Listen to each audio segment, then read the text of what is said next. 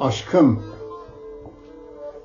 evet aşkım, sensin dünyaya güzellik katan güzeller güzeli. Sensin benim ölmüş kalbimi ihya eden can.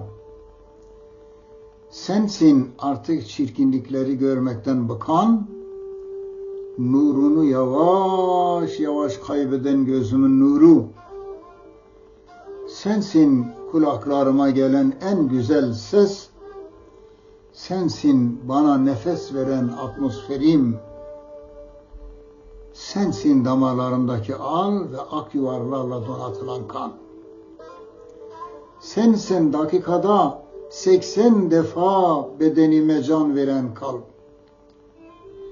Sensin şu naciz vücuduma hayat veren ruh. Her şeyim sensin aşkım. Sen,